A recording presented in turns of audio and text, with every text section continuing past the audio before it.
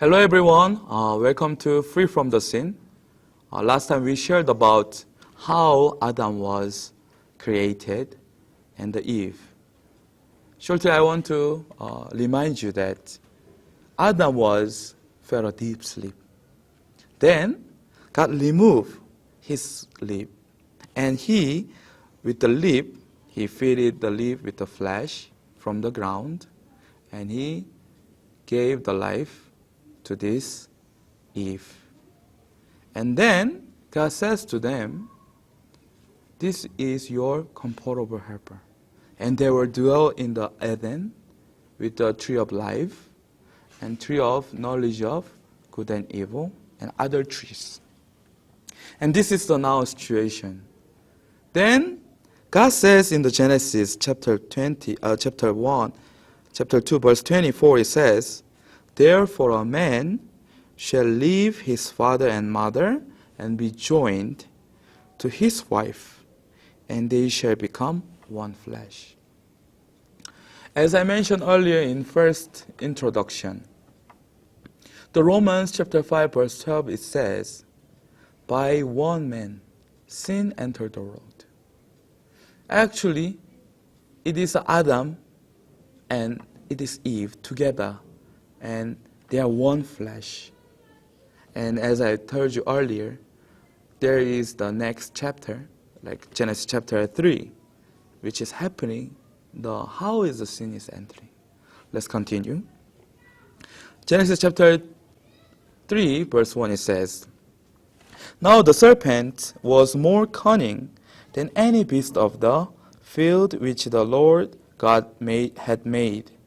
And he said to the woman, Has God indeed said, You shall not eat of every tree of the garden?"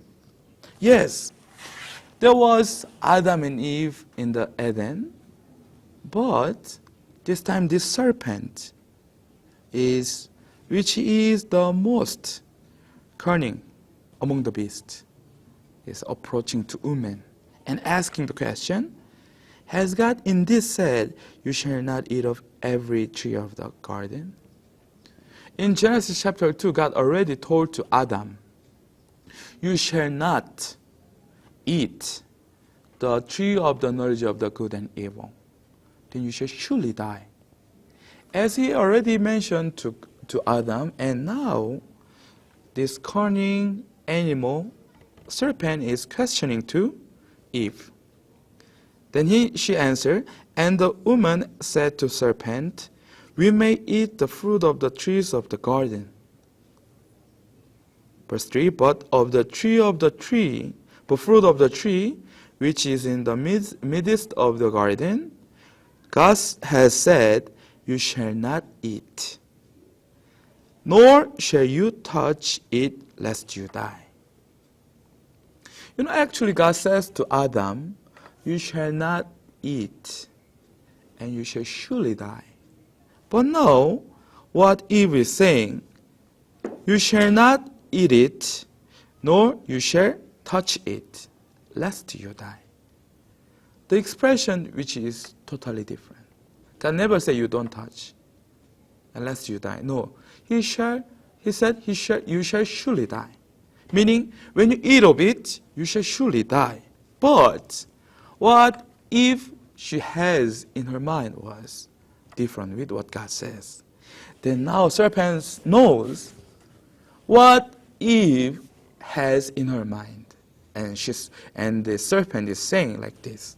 Verse 4, "Then the serpent said to the woman, You will not surely die." The serpent. What is serpent? Biblically, meaning of serpent, we'd remember, this is very disgusting animal, which is so many skins and so many two tongues, and it has a venom. It's really disgusting animal. But biblically, in Revelation chapter 12, verse 9, it says, let us open.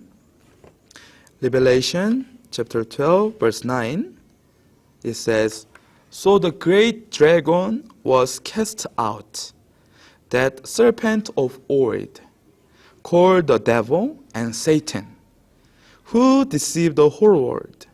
He was cast to the earth, and his angels were casted out with him. Yeah, after the war in heaven with Michael and his angel, and their angel, the great dragon called devil, the Satan, the serpent of old, came upon this earth. And now, where he came is, where is Eve now? It's cunning, it's deceiving. Verse 4, it is totally opposite of what God said. Then the serpent said to the woman, "You will not surely die." You know, always decision is really important. What kind of decision that you are made? And where this decision really made from? I hope this time, who are listening, please listen carefully that this serpent is the cause of sin. This serpent came to Eve and now trying to deceive her. And I'm going to explain to you what will happen next time. Thank you for listening again. This is Free from the Sin. Thank you.